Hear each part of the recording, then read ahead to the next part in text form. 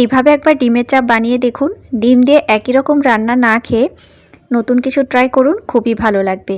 আজকে আপনাদের সাথে ডিমের চাপ শেয়ার করব। তো প্রথমে লাগবে সেদ্ধ ডিম। এখানে আমি 4টি ডিম নিয়েছি। আপনারা বাড়ির সদস্য অনুযায়ী অবশ্যই ডিমটা নিয়ে নেবেন। ডিমটা ভালো করে সেদ্ধ করে খোসা ছাড়িয়ে নিয়েছি, হালকা করে একটু চিড়ে দিতে হবে।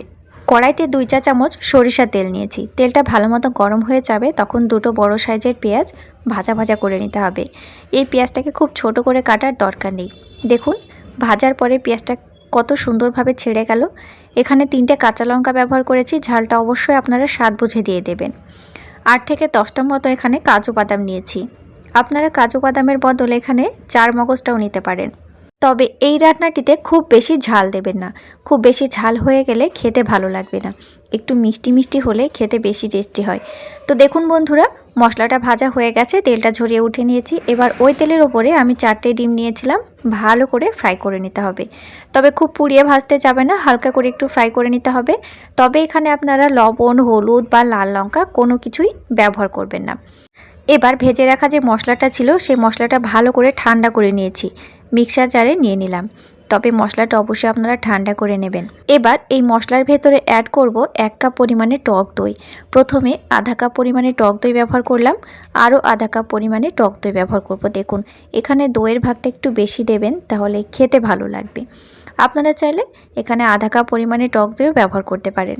তো এবার হালকা করে একটু জল দিতে হবে, যাতে পেস্ট খুব মিহি হয়। তো এখানে জল চা চামচে 2 থেকে 3 চা চামচ মতো আমি ব্যবহার করলাম। এবার ভালো করে মুখটা এঁটে বেটে নিতে হবে। দেখুন আমাদের মশলা রেডি হয়ে গেছে। এখানে টমেটোটা পুরোটাই স্কিপ করেছি, যেহেতু এখানে টক দই ব্যবহার করেছি। দেখুন মশলার ভেতরে কোনো শক্ত দানা থাকলে কিন্তু এই গ্রেভিটা খুব একটা ভালো লাগবে না খেতে। সরিষার তেলের ওপরে পুরো রান্নাটা করেছি, আপনারা চাইলে সাদা তেলের ওপরেও করতে পারেন। এখানে তেলের মাপ আছে কাপের আধা কাপ। ওপর থেকে একটু এলাচ, একটু দারুচিনি আর একটা তেজপাতা ভেঙে দিয়ে দিলাম, সুন্দর ফ্লেভার আসবে। দেখুন হালকা করে একটু নাড়াচাড়া করে এবার বেটে রাখা যে মশলাটা ছিল সেই মশলাটা আস্তে করে দিয়ে দিতে হবে। তেলের ছিটা লাগতে পারে গায়ে, তো এখানে আস্তে করে একটু দিয়ে দেবেন। আর গ্যাসের আঁচটা অবশ্যই আপনারা কমিয়ে রাখবেন। এখন মশলাটা ফুটতে শুরু করবে, গায়েও কিন্তু লেগে যায়। তো যাই হোক দেখুন নাড়াচাড়া করে আস্তে আস্তে মশলাটাকে এবার কষিয়ে নিতে হবে। ভালো মতো মশলাটা যখন কষানো হয়ে যাবে তখন ওপরে এমনি তেল উঠে আসবে। তো আপনারা কিছুক্ষণ পরে লক্ষ্য করলেই বুঝতে পারবেন। এবার এর ভিতরে কিছুটা আমি মশলা ব্যবহার করব। তো এখানে স্বাদ মতো লবণটা ব্যবহার করলাম, আপনারা লবণটা অবশ্যই স্বাদ বুঝে দিয়ে দেবেন। আর এখানে আমি দিয়ে দেব জিরার গুঁড়ো। তো এখানে এই জিরার গুঁড়োটা আমি জিরা, ধনিয়া, গরম মশলা, এলাচ সব কিছু একসাথে গুঁড়ো করে নিয়েছি। আর এখানে দিয়ে দেব লাল লঙ্কার গুঁড়ো স্বাদ মতো। আপনারা যদি ঝাল একটু বেশি খেতে চান তাহলে লঙ্কার মাপটা অবশ্যই একটু বাড়িয়ে দেবেন, তবে খুব বেশি নয়। দেখুন বন্ধুরা এবার ভালো করে মশলাটাকে কষিয়ে নিতে হবে।